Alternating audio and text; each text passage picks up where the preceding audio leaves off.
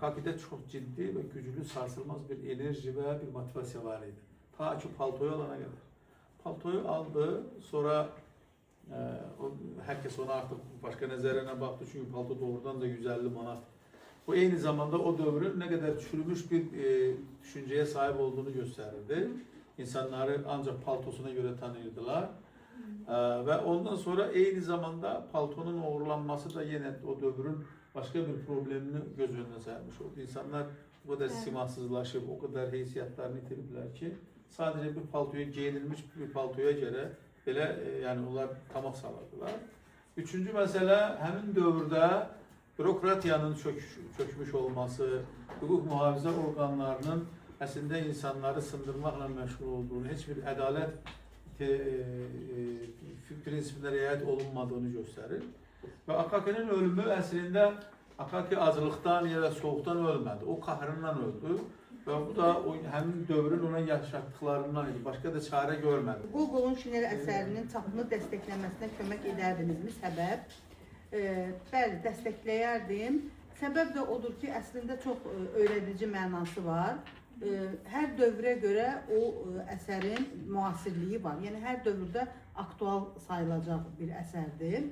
Və belə bir sual da qoymuşsunuz bizdəki, bu əsər Dostoyevski Gogol haqqında hansı fikirlər səsləndirdi? Dostoyevski Gogol haqqında deyib ki, biz hamımız Gogol'un şinelindən çıxmışıq. Bu o deməkdir ki, yəni bundan sonraki bütün əsərlər əslində o əsərin təsiri altında yazılır. Bu əsas sizcə hansı Azərbaycanın yazısını və əsərini xatırladır? Biz qrup üzrə belə qərara gəldik ki, bu Cəlil Məmmədquluzanın Ölülər əsərini xatırladır bizə. Çünki hər iki əsərdə də bürokratiya var idi, cəmiyyətdə olan boşluq olayı, qüsurlar, burada mənəvi boşluğu da mövzuları ortağından ötürü biz belə düşündük. Təşəkkür edirəm.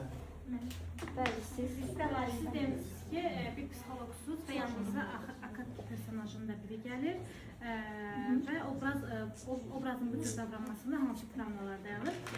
Mütləq ki, bu obraz Akaki, az öncə dedim, psixoloji terminə baxanda obsessiv-kompulsiv pozğunluğu və təşviş problemi var, anksiyete dediyimiz kimi.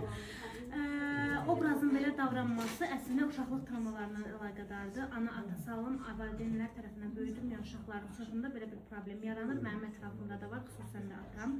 Və bu obrazın, bu xarakterin dəyişməsi onun üzərində deyil. Bəzən elə psixoloji problemlər var ki, bu nə müalicə olunmur, nə də heç bir şəkildə öz iradəsinə bağlı olan bir şeydir. Mütləq nevroloji dəstək almalıdır.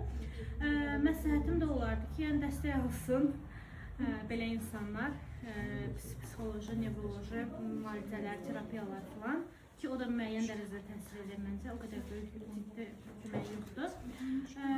Və bu obrazın belə davranmasında təbii ki, mütləq şəkildə cəmiyyətin ciddi rolu var.